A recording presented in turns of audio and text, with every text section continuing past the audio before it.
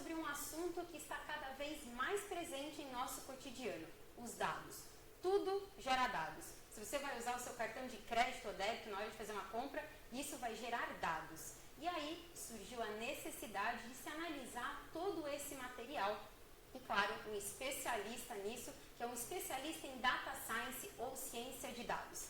Então, para falar sobre esse assunto, eu vou conversar com o professor e mentor da pós-graduação em Data Science do INSPER, que é o professor Edber Freitas Lopes. Tudo bom, professor? Tudo bem. Obrigado pelo convite. Obrigada pela presença também, para poder tirar todas as nossas dúvidas, né? É um prazer e um desafio. Então, vocês mandem as suas questões, as suas dúvidas, que aí ao longo da live a gente vai falar sobre isso. E claro, se você ficar até o final, tem sempre uma surpresa, tem sempre algo muito bacana para vocês. Então, professor, o que são esses dados? Como é que eles são gerados? Como é que a gente analisa? O que é essa geração de dados? Eu vejo da seguinte forma.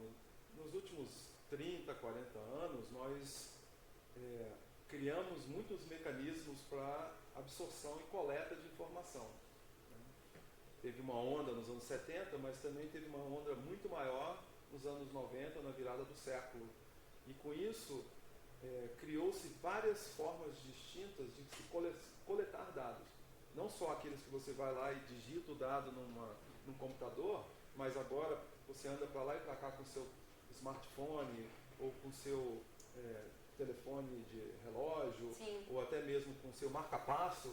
Você está gerando dados, gerando informação sobre unidades amostrais, no caso indivíduos, ou uma firma, ou um laranjal, depende da circunstância. Então agora nós estamos num momento em que existe uma vasta coleção de dados, daí surgiu o nome Big Data, ou Megadados, que continua valendo, mas acabou virando lugar comum. Tudo agora é Big Data. E o que nós fazemos é, o que fazer com esses dados? Como é que nós vamos analisar esses dados? Então, em geral, a pergunta vem ao contrário. Dado um determinado problema, uma questão científica ou de negócios, que tipos de dados existem? Se não existem, como fazer para coletar esses dados, para poder assessorar na aquisição de informação e potencialmente na tomada de decisão. E por que é tão importante analisar tudo isso? De que forma que beneficia uma empresa ou mesmo uma pessoa saber todos esses dados e analisar isso? Padrões que podem existir nos dados, mas que são bastante singulares, talvez não sejam capturados por você ou por mim, mas quando você coloca isso numa roupagem onde você estuda a replicabilidade, a amostragem, você começa a identificar padrões que você, como pessoa, como cientista, não identificariam, mas que através de métodos estatísticos, de computação, você começa a perceber esses padrões. E esses padrões te ajudam a definir qual é o próximo passo no processo de tomada de decisão. Então, por exemplo, pode ajudar uma empresa a melhorar um determinado serviço, entender de que forma que essas pessoas estão utilizando também essa empresa? Exatamente. Pegando um exemplo que eu li recentemente, uma cadeia de fast food comprou uma grande empresa de ciência de dados porque, no final da conta, o que eles de fato querem é saber, antes de você chegar lá no drive-thru, se você vai querer comer batata ou se você vai querer comer nuggets, se vai querer com molho barbecue ou se vai querer com ketchup. Quanto mais ele conseguir perceber essa preferência e acertar nessa preferência, maior a chance de você se tornar um cliente dele. Se você pega isso no negócio antigo, onde eram 50 clientes, você consegue fazer isso como indivíduo. Você sabe o nome dos 50 clientes. Como é que você faz em escala isso para 50 milhões de clientes? Então, toda a tecnologia de machine learning, de data mining, de ciência de dados, estatística, ciência da computação, juntas estão recuperando esse aspecto de proximidade do cliente com a empresa, né, numa escala muito maior. Então, a gente está fazendo muito isso agora. E quem analisa tudo isso é um cientista de dados, não é isso? Quem que é esse profissional? Quem que é essa pessoa que de fato analisa todo esse conteúdo? Pois é, eu quero até ver o que esses meninos aí vão dizer, o que é o cientista de dados, porque Eu posso dar algumas definições e amanhã você chamar um outro cientista, um outro professor de alguma outra instituição, ele vai dar uma outra definição. Por quê? Porque a ciência de dados, ela é ciência da computação se você vem mais dessa área, é estatística se você vem mais da área de estatística, e ela é uma oportunidade de negócio se você vem da área de estratégia, de marketing, de finanças. Então, o cientista de dados ainda representa um caleidoscópio de cientistas de dados. Então, tem cientista de dados no nível mais elementar, tem um que participa da gestão, tem um que é só técnico, tem um que analisa, que coleta, outro que analisa os dados. E coleta não é simplesmente ir lá e coletar, envolve engenharia de dados. O outro procura, através das técnicas estatísticas existentes, padrões dos dados. Então, às vezes é a mesma pessoa, dependendo do problema, da complexidade do problema, às vezes é um time de pessoas. Então, a multidisciplinaridade desses projetos atuais, sejam acadêmicos, científicos ou de negócios, faz com que o cientista de dados permeie por todas essas diferentes capacidades. Então tem uma certa dificuldade de identificar esse profissional. Tem uma dificuldade que eu acho, por um lado, é ruim, porque não define, não é tão simplista quanto dizer o cientista de dados é um estatístico em esteroides, eu já ouvi falar. Ou o cientista de dados é o cientista da computação que sabe programar em Python. Isso tudo são piadas engraçadas, eu concordo, mas elas remetem ao problema que não tem como definir exatamente o que é o cientista de dados. Como eu falei, se você olhar só para o aspecto da modelagem estatística e de tomada de decisão, você está só olhando para uma parte do que é o cientista de dados. Certo. Tem várias outras capacidades. Talvez o cientista de dados seja não o melhor em cada uma delas, mas é o melhor que, combinando todas elas, vai conseguir se expressar para todo mundo dentro do time. Então e também depende de qual time que você quer esse cientista de dados. Então pode ser um time muito maior, que você vai precisar de vários cientistas de dados em várias escalas, ou em menores escalas. E como que está o mercado, tanto no Brasil como no mundo? Pois é, o mercado, em geral, ele é muito inflado. Então, o mercado para o cientista de dados está bastante grande, já há uns 10 anos nos Estados Unidos. Se você fizer uma análise dos programas de pós-graduação que surgiram nos Estados Unidos de 2012 até 2017, eles essencialmente cresceram de forma exponencial. Tinham 4 ou 5 em 2012, subiu para 12 em 2013, 30 em 2014, 50 em 2015 e 100 em 2016. E agora no Brasil, nos últimos 2, 3 anos, nós estamos começando a ver algumas movimentações acadêmicas e na indústria para solidificar essa carreira, ou o que é o cientista de dados. Então o mercado está demandando gente que tem essa expertise, mas as empresas em geral não sabem exatamente ainda, elas não sabem aonde e por que eles vão precisar de um cientista de dados. É como se assim, eu sei que eu preciso de um cientista de dados, mas eu não sei aonde, mas eu sei que se eu não tiver eu vou me lascar. Essa é a percepção. E quem que pode entrar nessa carreira mesmo e se capacitar para virar um profissional de ciência de dados? Em geral, eu digo que qualquer um pode. Você precisa de ter um conjunto de qualidades, de habilidades, na verdade, um conjunto de habilidades que você pode ter vindo com essas habilidades de um curso de graduação em matemática, em física. Eu tenho uma amiga recente que é astrofísica e virou cientista de dados, PhD em astrofísica, Patrícia. E você pode vir da engenharia, como tem várias engenharias. Você também pode vir do jornalismo, por exemplo. Você é um jornalista, formação de jornalismo, que começou a trabalhar com muita visualização de dados, começou a tentar entender o que está acontecendo por trás, e você talvez queira saber não só descrever os dados que você tem, mas você quer saber modelar, estudar causalidade e eventualmente tomar decisões. Então tem um perfil mínimo. Que seriam quais características? Que são alguma habilidade computacional, que também pode ser adquirida nos cursos, algum treinamento de matemática, métodos analíticos, matemática, estatística, como eu falei, computação, e uma grande vontade de trabalhar em alguma das áreas que de fato precisam. Então, às vezes, o indivíduo vem com essa expertise sendo a mais forte e preenche as outras lacunas porque ele já tem o frame do problema dele, a estrutura. Às vezes o cara vem da matemática, da estatística, da computação, e ele não sabe nada de lidar nos negócios. Então ele entra no time, mas ele vai ter que aprender todas as outras tarefas. Então, eu diria assim, se você tem uma formação básica em estatística, matemática, nas exatas, você tem uma chance muito maior de conseguir imediatamente. Se você não tem, você vai ter que galgar, né, essas expertises ao longo do tempo. E você estava falando que às vezes a empresa sabe que precisa de alguém para fazer essa análise, então ela tem alguns cargos que essas pessoas podem atuar, né? Como é que é o crescimento de carreira de uma pessoa que atua nessa área de data science? Então, imaginando hipoteticamente uma empresa relativamente grande, que pode ter até 5 níveis de crescimento. Então, eu imagino um cientista de dados júnior entrando com habilidades ou de computação exclusiva, ou de estatística, ou um pouco das duas. Eventualmente, ele vai pular para um cargo onde a habilidade dele de entender o problema de business da hora do negócio vai fazer ele ser um gerente de projetos, que eventualmente vai virar um gestor de área de informação. E no cargo que eu imagino mais avançado seria um CIO, que é um Chief Information Officer, um vice-presidente de informação de dados, né, que é um cargo que está ficando cada vez mais conhecido. Tem uma pergunta aqui que eu achei, falando, né, dos cargos, tudo, mas o de Waldson Almeida Dourado, ele perguntou se a inteligência artificial também pode tratar desses dados. Elementar, meu caro Watson.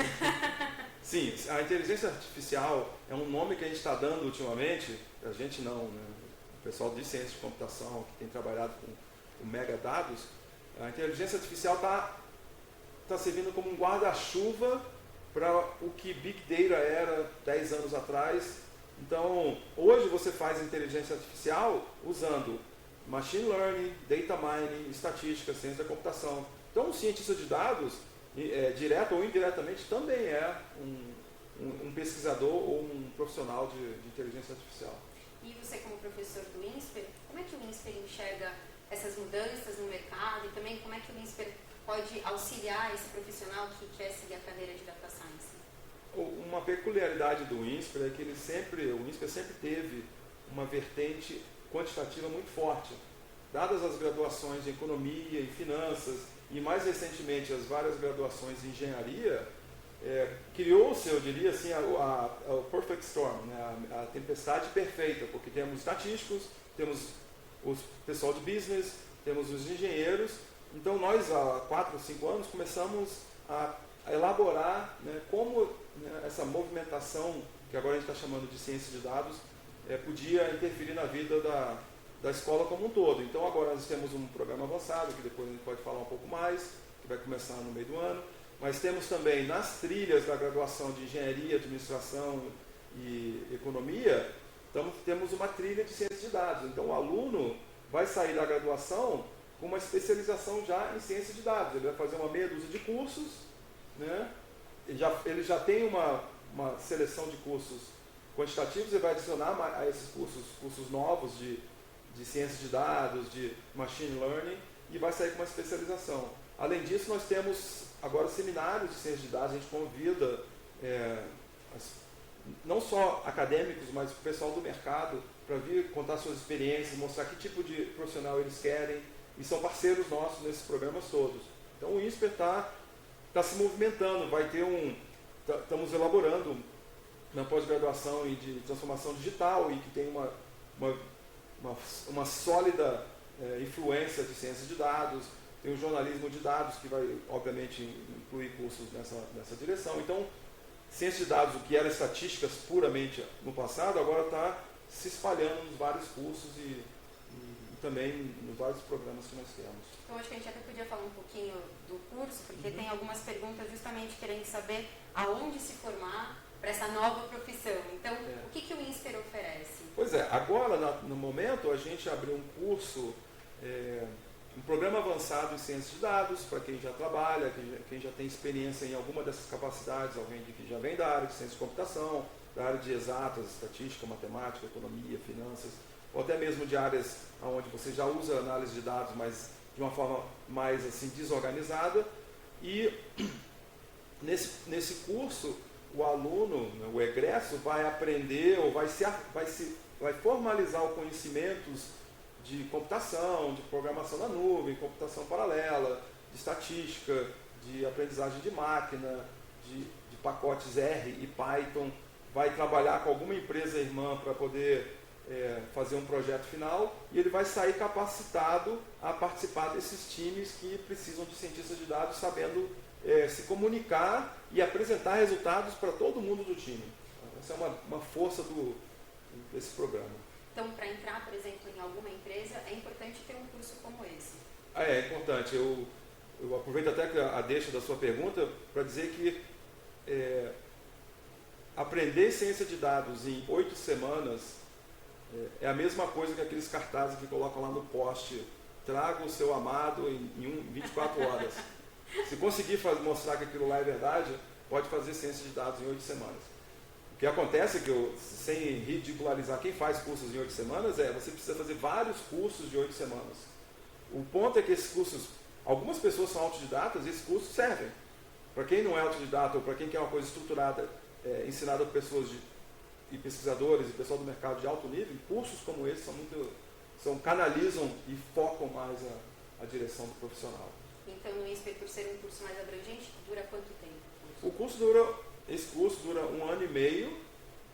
As aulas são às sextas-feiras à noite, de 7 às 11, 6 às 10, eu não me recordo, e sábado durante o dia inteiro. Mas se espera que o aluno trabalhe no domingo também durante a semana toda à noite, porque vai ser um curso puxado, 2 cursos por trimestre, são 6 trimestres, 4 trimestres com aulas e 2 trimestres onde ele vem para laboratórios, mas está interagindo com a companhia dele mesmo, a empresa onde ele trabalha talvez, ou com alguma das empresas que nós vamos oferecer como, digamos, mentoras ou hosts para esses alunos. Então, além de se aperfeiçoar e também se qualificar para esse curso, você falou um pouquinho das características, talvez tem que ter um pouco de matemática, um pouco de estatística, mas quais são as habilidades que a pessoa precisa ter também para trabalhar? Além dessas habilidades que estão mais canalizadas, a pessoa precisa saber, ou pelo menos estar disposta a trabalhar em time, porque hoje em dia não dá para fazer nenhuma análise nesse mundo sem teamwork, trabalho de grupo. Tem que saber consolidar as informações que vêm de vários membros do time para a sua capacidade.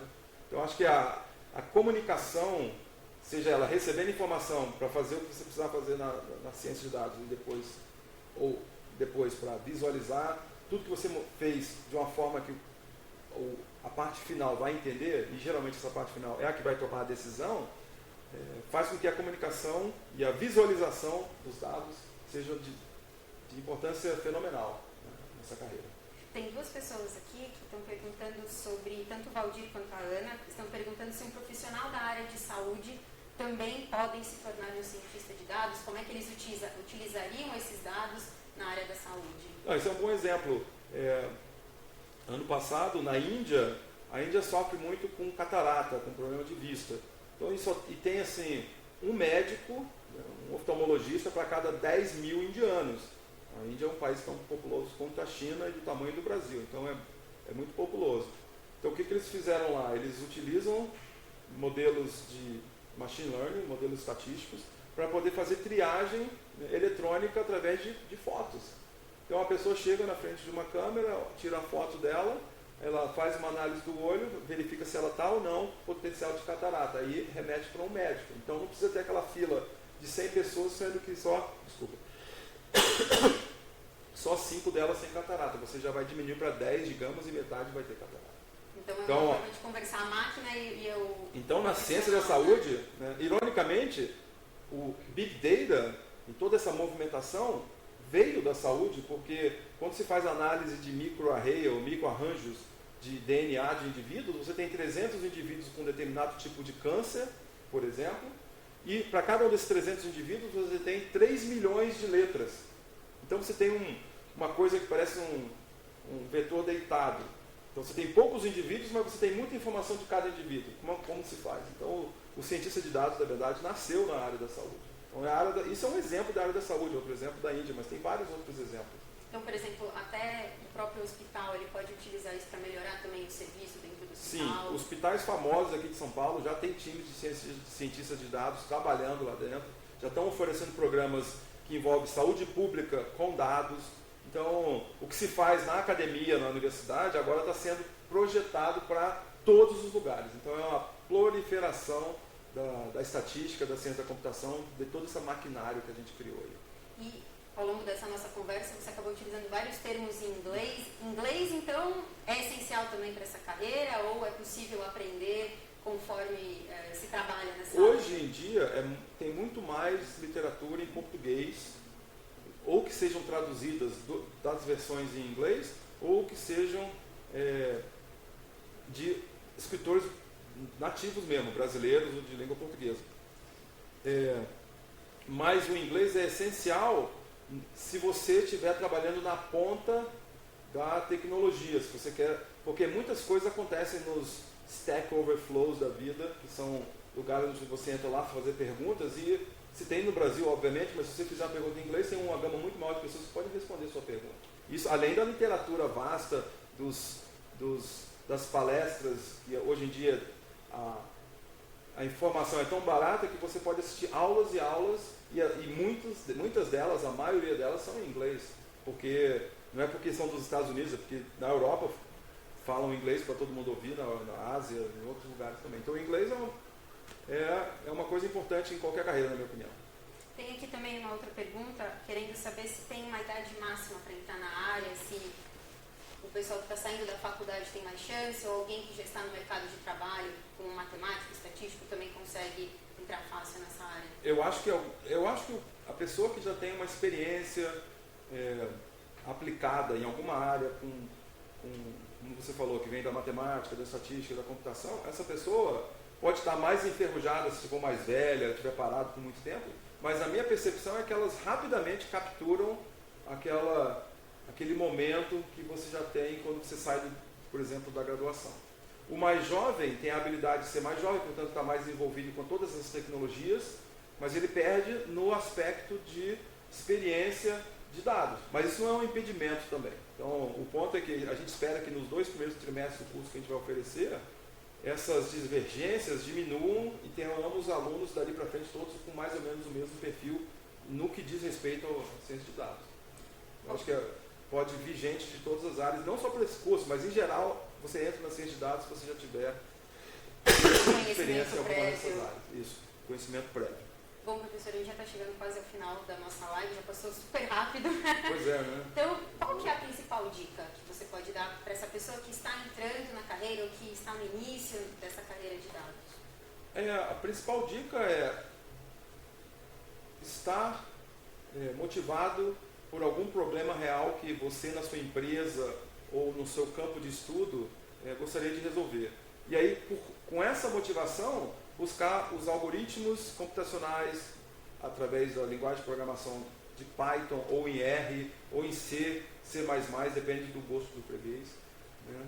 E verificar que métodos estatísticos, que técnicas estatísticas podem melhor se ajustar àquele problema. Então, tendo um problema, uma motivação, você vai permeando essa motivação com métodos estatísticos, computacionais, e aí você aprende muito mais. E falando então um pouquinho do curso, só para a gente dar um gancho também em relação a isso, as inscrições já estão abertas? Como é que as pessoas podem se inscrever? Bom, é boa pergunta. No site do INSPER tem um link para o programa avançado de Data Science e Decisão. As inscrições estão abertas lá, visite a página, leia os detalhamentos, veja os docentes que estão lá e se inscrevam. O curso, esse primeiro curso começa no dia 12 de julho desse ano, né, e portanto termina no final de 2020. E para entrar no curso, o aluno vai se inscrever, vai ter uma entrevista potencialmente, tem um teste de conhecimento básico de algoritmos e de alguns conceitos estatísticos, né, como eu falei, para nivelar e aparecer no curso. E esse curso é totalmente presencial ou também tem alguma parte que seja EAD? Boa pergunta. Não, esse curso em particular é totalmente presencial, com aulas nas sextas à noite e aulas no sábado de manhã e de tarde, intercalando entre aula e laboratório nos sábados, ao longo de 1 ano e meio. Bom, então, você que acompanhou a nossa live até o final, eu falei lá no comecinho que ia ter uma surpresa, então é o seguinte, se você de fato se interessou nesse curso aqui que o professor falou, de Data Science e tomada de decisão. Então, se de fato você se interessou, você entra no site do INSPER, a gente vai deixar o link disponível para você, e as 10 primeiras pessoas que se inscreverem vão receber um kit com uns presentinhos especiais do INSPER, exclusivos, que só o INSPER tem, mas de fato você tem que ter se interessado, tá bom? Então as 10 primeiras pessoas vão receber esse kit. Bom, professor, eu agradeço muito a sua presença, por ter tirado todas essas dúvidas e por ter ajudado tantas pessoas, né, para poder entrar nessa nova carreira. Não, eu é que agradeço, eu peço desculpas pelo, talvez, o nível de tecnicismo, de vez em quando, é uma coisa mesmo de nerd, mas sempre uma boa oportunidade para poder, pelo menos, colocar um pouco da voz das coisas que eu penso, ou do que a gente pensa, mas nada é verdade absoluta, então todos os questionamentos podem me encontrar na página do INSPER, você entra na página do INSPER e procura pelo meu nome, você vai ter minha página pessoal, eu tenho várias palestras que eu dei falando de ciência de dados, machine learning e afins, que estão totalmente disponíveis lá com vários links para várias outras aulas. A gente agradece o INSPER também, e eu acho que é muito importante a gente saber que uma instituição como o INSPER tem um curso como esse que pode ajudar os profissionais, né, e pode ajudar na formação de novos profissionais. Sim, eu acho que o INSPER está começando com uma iniciativa muito boa nessa área, e a nossa expectativa é que tenhamos turmas consecutivas e que em breve São Paulo vire, e o INSPER em particular, um polo de ciência de dados no Brasil. Bom, e você que não conseguiu assistir a nossa live inteira ou quiser rever todo esse vídeo, toda essa entrevista aqui com o professor Edilberto, a gente vai deixar disponível no Vagas Profissões, que é a nossa plataforma de carreira e também mercado de trabalho. Então vai ter uma matéria especial nos próximos dias e o vídeo completo, e claro, no nosso Facebook e também no nosso YouTube. Professor, muito obrigada. Muito prazer. Obrigada mesmo. Prazer mesmo. E você, fica ligado que a gente sempre tem uma live super bacana. Agradeço a companhia de vocês e até a próxima live.